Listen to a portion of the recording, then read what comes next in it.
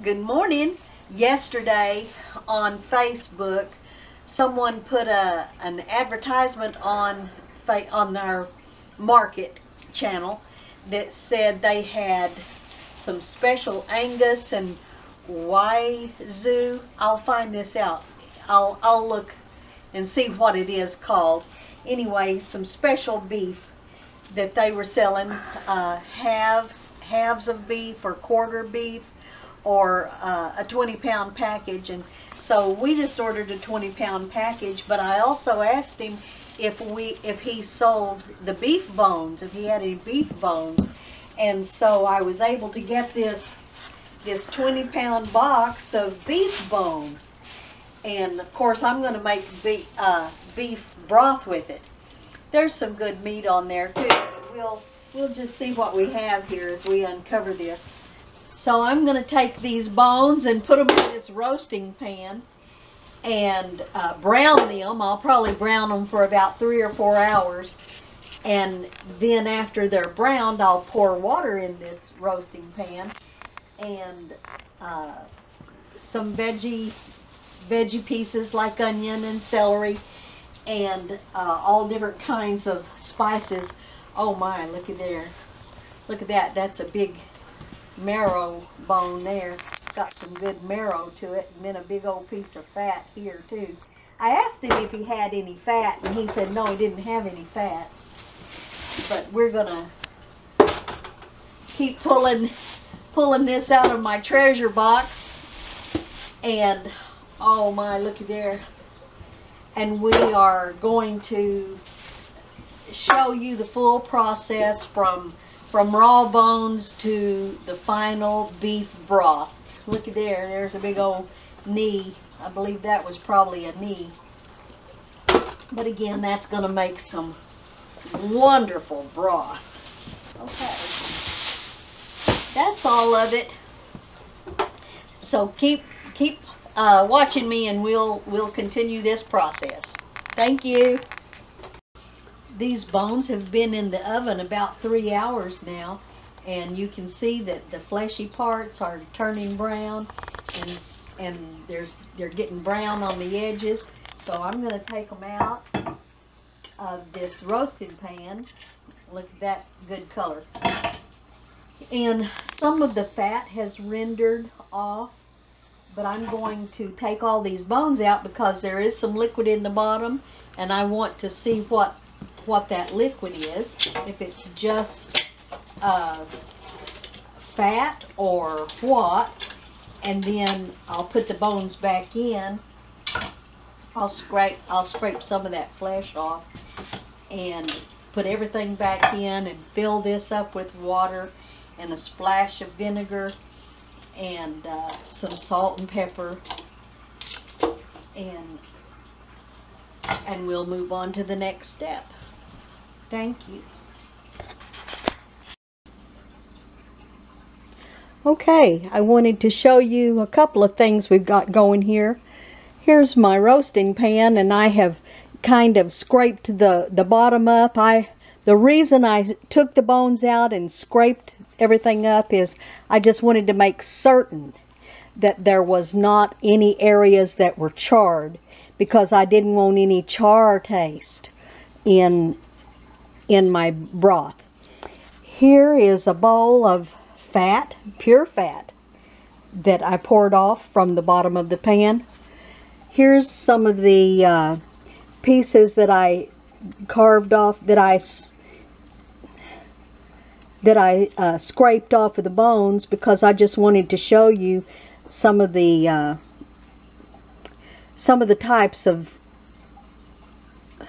product that you're going to get off of this. This is just a sinew where it was attached to the bone. There's a little bit of meat and a little bit of fat, and we're going to put it all back in the pan. But again, I wanted to make sure that there was not a char flavor. So here's some more of that sinew, and that boils down to pure collagen.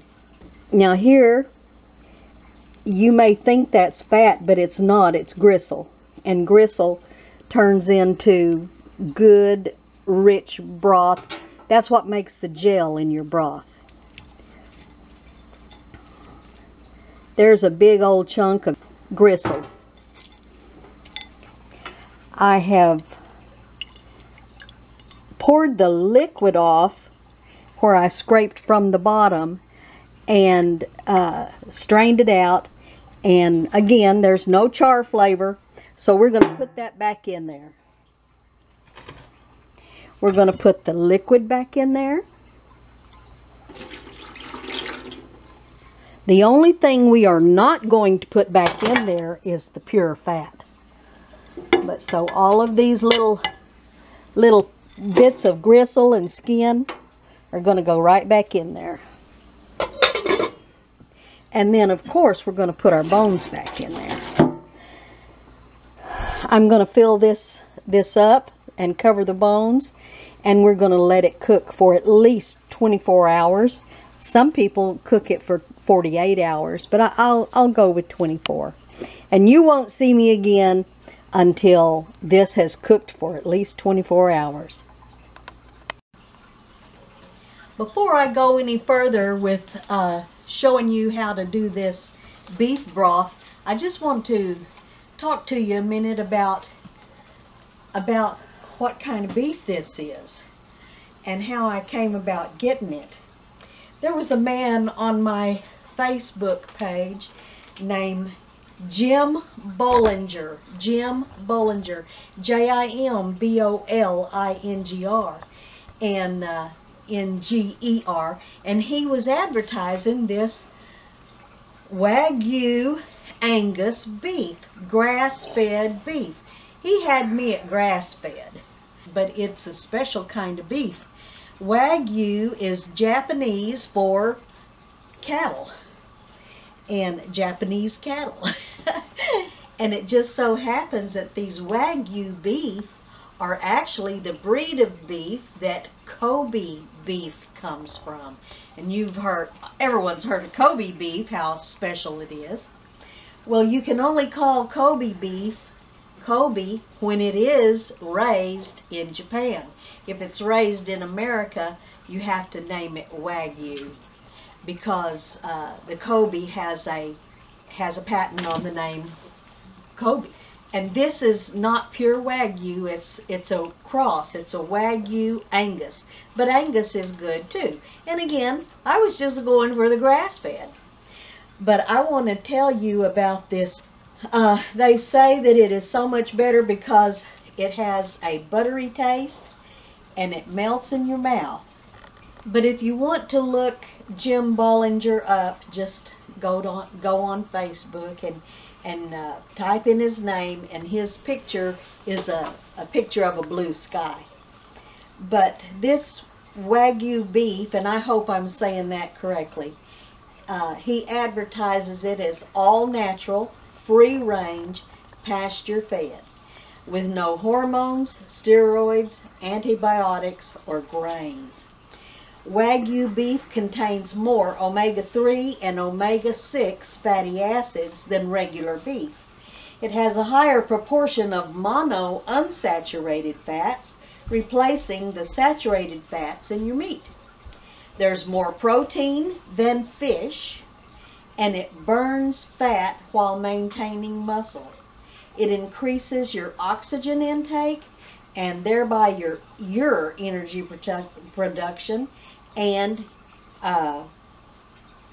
your metabolism. Wagyu is the brand for the famous Kobe beef of Japan. And since you cannot call it Kobe in America because it's special to Japan, but between 1976 and late 1990s, Wagyu was allowed to be imported.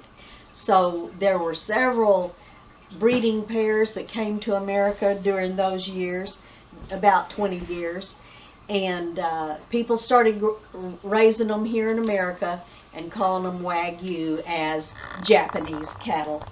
And now it's not allowed to have these cattle imported anymore.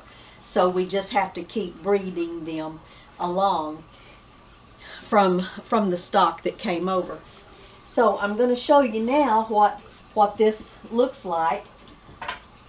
So we're just going to go in and get some of these bones out. But remember the great big, I said it was probably a knee. Well, that's a part of a bone that broke off at the knee. Here's another part of that piece that broke off at the knee. And so it had a cap on it, had about an inch layer of gelatin in there. And by the way, did you know that if you have arthritis or anything, that even just plain old Knox gelatin, if you take it daily, it will help your arthritis. There's another part of that knee. See how it completely broke apart? There's another part of that knee. It just broke into 5 or 6 pieces. Okay, I think I've gotten most of the hazards out, and I'm going to ask my darling to come and pour this into this strainer and into my silver bowl here, if it's still not too hot to handle. See what you think, sweetie. I'll get you a pot holder. Okay, thank you. Okay. So as you can see, there's a lot of sinew and connective tissue, and maybe even some edible meat in there. And of course the bones, and then we've got this many bones here.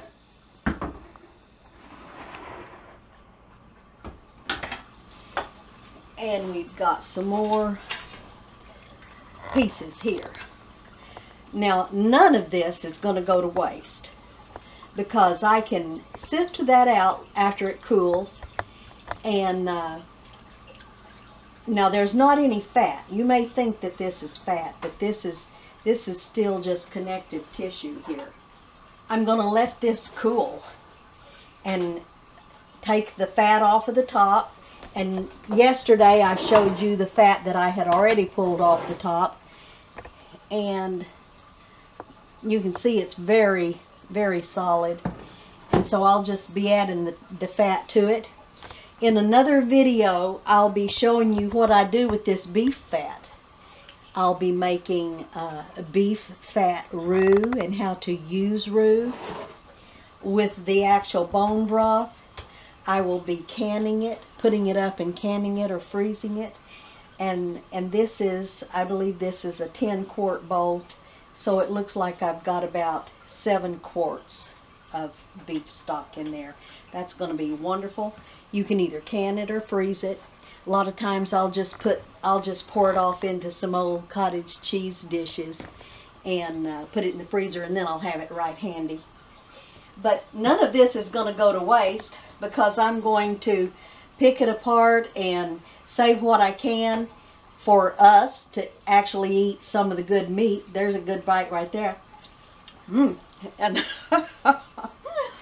then the rest of it I'll chop up and add some rice and carrots, sweet potatoes, something like that. Bake it up, cook it up, and make dog food out of it.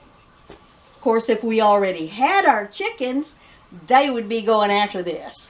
They would eat that up in a heartbeat, and it's good for them. So I've got a lot to go through here, and I'll be doing that in another video. But there's, whoop, that's hot. Don't touch it when it's hot. I'll wait till it cools off, and if you have any questions, give me a call or give me a comment. And then especially Mr. Bollinger, what a wonderful blessing it was that he put this ad on, and I saw it, and we went and got beef and beef bones. So thank you, Mr. Bollinger. Thank you, YouTube, for watching. This has kind of been a Granny Bee's recipe. Go and make it your own.